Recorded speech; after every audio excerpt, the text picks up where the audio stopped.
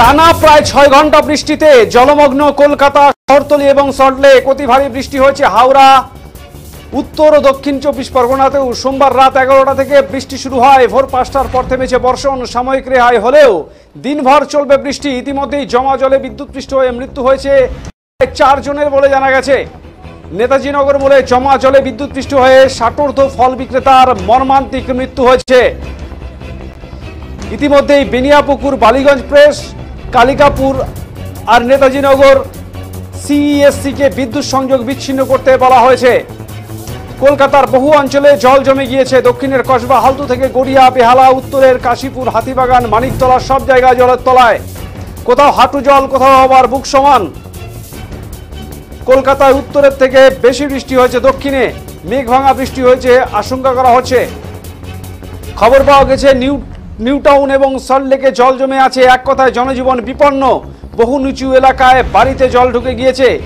গঙ্গায় জোয়ার থাকার জন্য কলকাতার সমস্ত লক গেট বন্ধ ছিল। ভাটা শুরু হওয়ার পরই গঙ্গার লক গেট খোলা হয়। এরপর জল কিছুটা কমার সম্ভাবনা রয়েছে। হাওয়া অফিসের পূর্বাভাস অনুযায়ী মঙ্গলবার ও বুধবার বৃষ্টি হবে দক্ষিণবঙ্গে, রাজ্যের উপকূলবর্তী জেলাগুলিতে। তাই দুর্যোগ কেটেছে তা বলা যাচ্ছে না।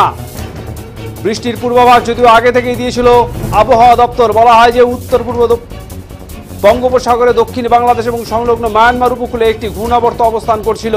এই ঘূর্ণাবর্তটি উত্তর ও উত্তর পশ্চিম দিকে এগিয়ে সোমবার উত্তর পূর্ব বঙ্গোপসাগরে নিম্নচাপে পরিণত হবে। আগামী 24 ঘন্টার মধ্যে এটি উত্তর পশ্চিম বঙ্গোপসাগরের দিকে উত্তর পশ্চিম দিকে অগ্রসর হওয়ার সম্ভাবনা রয়েছে। এদিকে শারদোৎসবের বাকি মাত্র কয়েকদিন। প্যান্ডেলের বাঁশ পোতা হয়ে গিয়েছে। প্রবল বর্ষণে ব্যাপক ক্ষতির মুখে ব্যবসায়ী থেকে সাধারণ মানুষ।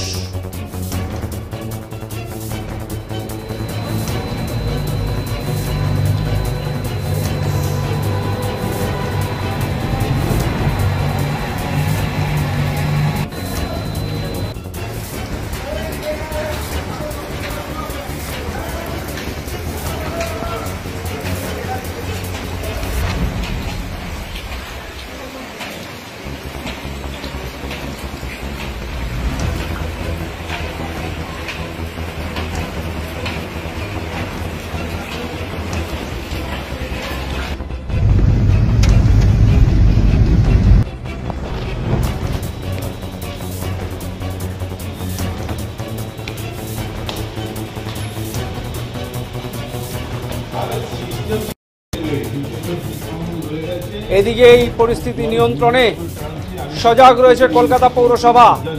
কন্ট্রোল রুমে রয়েছেন কলকাতার মহানাগরিক ফিরহাদ হাকিম সহ আধিকারিকরা।